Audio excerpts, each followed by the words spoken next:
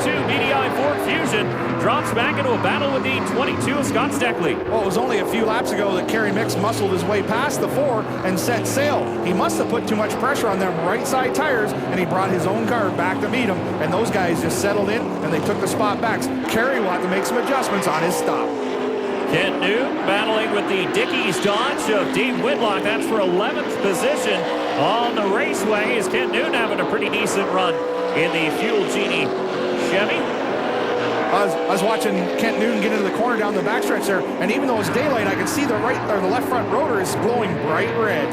Yeah, this early in the race, that can't be a good sign for the crew chief sitting on top of the box. No, you take a look right there. We watched the 27, the 4, and the 22, and there's no cherry red glowing out of the brakes on those cars at all. Another one looking, so keep an eye on the inside. And that is the 27 of Andrew Ranger, has picked up 3rd spot. He's coming to the front in an awful hurry, doing very well from his 7th starting position earlier on this evening.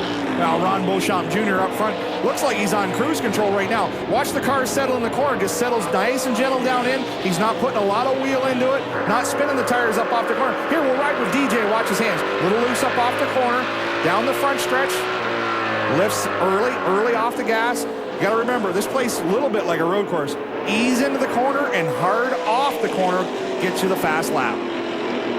John Gaunt, Anthony Simone in the 12 and the 95 battling for 7th position. Don Jacobson playing the role of cheerleader in the Gaunt camp, giving his driver a little bit of momentum forward as we ride along with the 3 car of Jason Hathaway. And standing by with Hathaway's crew chief is our very own Todd Lewis. Todd? TJ, another good effort from Jason. Didn't have the greatest qualifying, but now he's climbed into the top 10. Yeah, we had a little penalty there. Only got 1 lap of qualifying in, but we figured it was worth it to make sure this car is a little better, a little faster. Right now it's showing. He's doing an awesome job, and hope to take this snap-on Dodge Vortex brakes up to the front. We'll see how Jason can do tonight. He's worked this magic before, guys. Starts deep in the field, but has no problem climbing as the race progresses. Anthony Simone not shy there. He's getting his front bumper dirty in the Crown Modular Chevy as he ducks underneath the 12 car of John Gaunt to pick up 7th position. Good old-fashioned rooting and gouging on the short track. We're 3 wide and turn 3. Lap car stuck in the middle. DJ Kennington working hard to get around Pierre Bourque.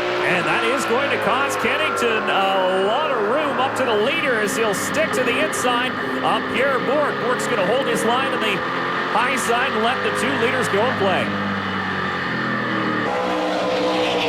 Now back up front, the 16 to 17 are going to be more lap traffic here in a second. That's the 21 of White. This is his home track. He's going to be looking in the mirror going, oh, no, come on, I want a better showing than this at my home track. Home track with a sponsor on board the car.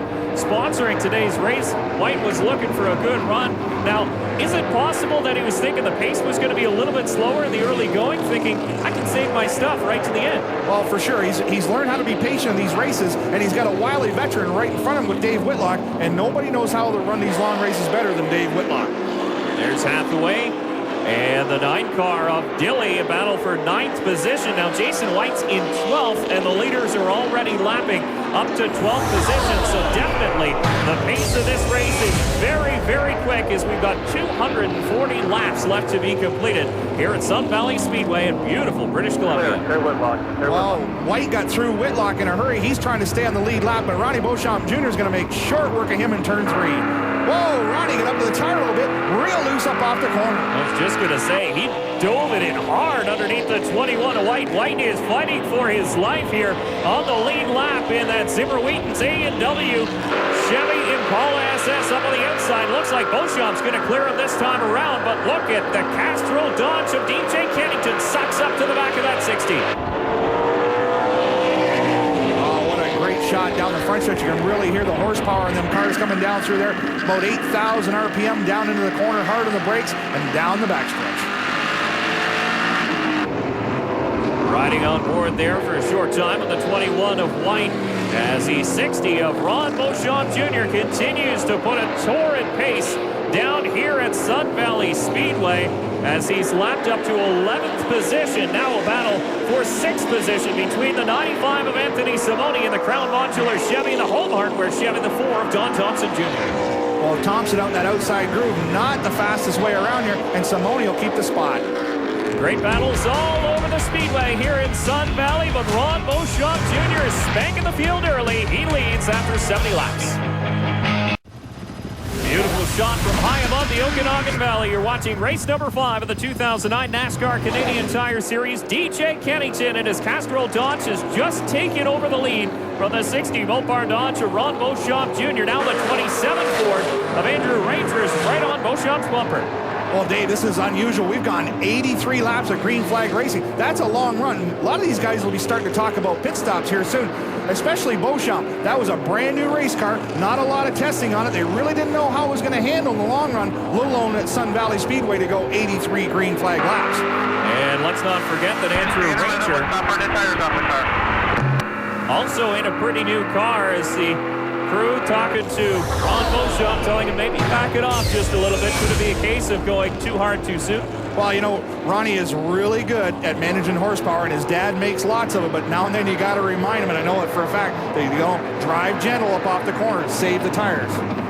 And we talked a little bit about Andrew Ranger's new car, and we spoke on this about at St. Eustache too. A soft setup these drivers are using now to help the feel of these cars. Ranger's using it for really the first time in that new car. Is it tough to adapt to? Well, absolutely, because the old stiff setup, kind of like a go-kart, drives into the corner and doesn't roll over a lot on the right front. And when you get up off the corner, the car stays flat. Watch these cars here. They drop the nose heavy into the corner, roll over a little bit in the right front, and when they get back on the gas, they fly the nose. What I'm saying is they get right over in the right rear, and they transfer all the weight they can. See how high the nose is in the air? That's what I'm talking about. And Ranger's not used to the car moving that much. He will need to get used to it because it's the wave of the future, and it's the way to go fast. Obviously, the 27 Ranger is getting used to it in an awful hurry. That brand new Levitt car is working very, very well here in Sun Valley as he is lapping up to 9th position. John Gott, the high-tech drilling Dodge Avenger, thought, you know what, I'm having a pretty good run here, and all of a sudden the leaders are right up to him. Oh, a little bit of tire banging off the corner. Johnny Gott not wanting to go a lap down this early. He's running the leader hard. Yeah, Gott in 10th. The 9 of Mark Dilley is in 9th spot as DJ Kennington is going to try and follow through the 27 tied Ford Fusion of Andrew Ranger, who leads here in Sun Valley. Wow, good racing all over the speedway. There's the 3 and the 4, and they're running for 7th spot, and they're running hard. As we touched on it earlier, the snap-on Dodge of Jason Hathaway having a good run. The 40 car of Joey Hansen in the Prime Champ Dodge just to the outside of this battle for 7th. Well, there's a real good look how Jason Hathaway's car is working. It's just a little bit loose up off the corner. Don Thompson Jr. just a little bit loose as well as he goes around the 40 of Joey Hansen, currently running in the 8th position after starting 3rd, but a very quick pace being laid down by the 27 of Andrew Ranger. Is your 2nd position, the 17 of DJ Kennington, and the 22 of Scott Steckley. Something we haven't mentioned is a spec motor under hood of the 27 of Andrew Ranger, so plenty of horsepower under that with that NASCAR spec motor. Well, it's really showing parity. They made a great choice. I was a little skeptical at first, but the motor is very fast, very smooth, and very inexpensive. Battle for 2nd, heating up though. The tow truck in a box, Canadian Tire Dodge Avenger. Scott Steckley, the winner the last time out at St. Eustache, gets by the winner at Delaware Speedway in race number 2. The Castrol kid, DJ Kennington, so gives Steckley 2nd spot.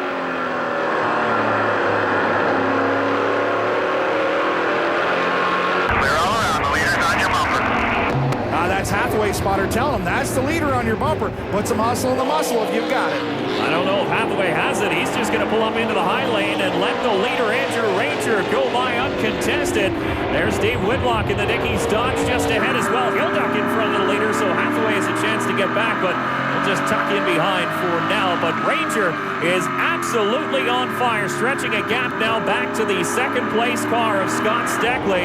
After starting way back in the 7th position, Andrew Ranger's worked his way to the front, and with more on your leader, John standing by with his crew chief. Bill Burns, you've got a brand new race car under Andrew Ranger, now at the front of the field. Is it coming to you the way you'd hoped? Yeah, I think so. We weren't sure last week with what we were doing, and now we've had more time to work with it. And of course, it's strong, but we're leading early, and I'd rather be leading later on. Well, see if it works out for Andrew Ranger in the 2017, guys. Oh, that's the crew chief's belief for sure. Let's not lead them all, but let's lead the last one. And right now, Ranger's feeling so good about this new race car, and give Billy Burns and the crew credit. They've prepped a nice race car, and the kid's making it work. True enough, you want to lead late, but